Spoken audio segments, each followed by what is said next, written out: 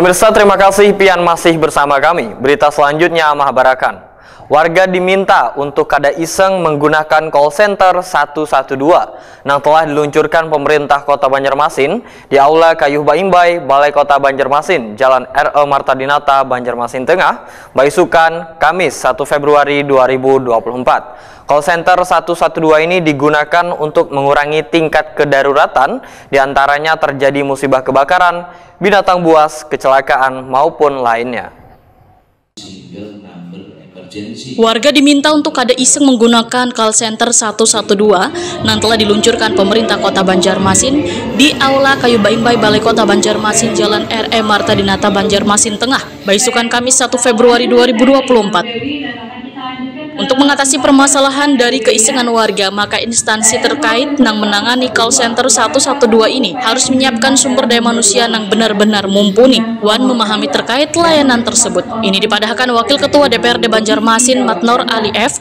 Waitawani Prima TV tengah hari Minggu 4 Februari 2024. Ketika dia melakukan penanganan terhadap yang dihubungi, ternyata itu adalah iseng. Nah, ini juga harus kita pikirkan juga. Artinya dari SDM kita, pemerintah kota, ketika perangkat itu dibikinkan, berarti strukturnya juga harus diperangkatkan, termasuk antisipasi kalau terjadinya orang iseng. Nah, apakah nanti payung hukumnya seperti nanti ada aturan kah ketika dia membuat iseng-iseng, ada tindakan-tindakan yang berarti terhadap pemerintah, terhadap masyarakat terkait? Karena ini masyarakat itu ada pengayom ya, pelayanan kepada masyarakat itu memberikan pelayanan. Karena tujuan kita untuk melakukan center itu untuk mempermudah masyarakat untuk memberikan laporan kepada pemerintah kota. Ketika misalnya contoh di Surabaya, call center Surabaya itu lebih canggih dia.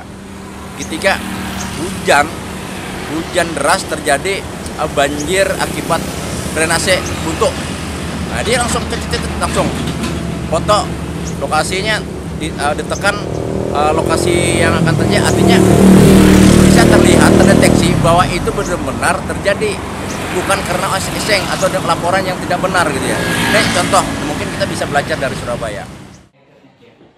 Politisi Partai Golkar ini berharap warga kada menyalahgunakan call center 112 yang mempermudah warga wayah terjadi kedaruratan di sekitar mereka ini. Karena tujuannya untuk mengurangi tingkat kedaruratan yang bisa berakibat fatal bagi warga. Di antaranya terjadi musibah kebakaran, binatang buas, kecelakaan, kekerasan dalam rumah tangga, wan lainnya. Masyarakat, saya mengharapkan masyarakat dengan adanya call center ini bisa memanfaatkan sebaik-baiknya. Jangan tidak digunakan semestinya. Yang tidak semestinya, gunakan dengan semestinya ya. Artinya kita untuk lebih mempermudah, memberikan pelayanan. Ketimbang kita melapor datang ya. Kita jangan cukup dengan IT yang kita miliki, perangkat yang sudah kita miliki. Artinya pemerintah kita sudah menghimpun ya, akan memberikan laporan yang penanganan. Nah, hanya saja pemerintah kota ketika ada laporan, itu cepat penanganannya. Contoh, di bulan Desember kemarin kan, kita terjadi angin kencang, banyak sana-sini pohon tumbang. Nah, artinya dengan adanya call center itu, baik itu LHD, BLHD maupun BPBD, begitu terkoneksi dengan call center itu bisa di titik sini terjadi pohon tumbang ini, tinggal membagi SDM. Ya kan? Tidak perlu orang lagi harus datang melapor atau mungkin menelpon yang karena sistem-sistemnya sudah sistem terpadu ya, artinya terkoneksi semua. Ini salah satu contoh. Nah, ini mudah-mudahan masyarakat ini mensyukuri itu, kemudian bisa memanfaatkan fasilitas yang ada di luar pemerintah. Jangan digunakan yang tidak semestinya. Misalnya dilakukan dengan iseng-iseng.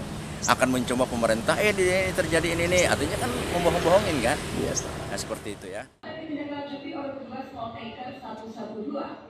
Matnor Ali F menyatakan kada menutup kemungkinan kedepannya nanti akan dibuatkan payung hukum nang di dalamnya memuat aturan memberikan tindakan pada orang nang dengan sengaja atau iseng menyalahgunakan call center 112.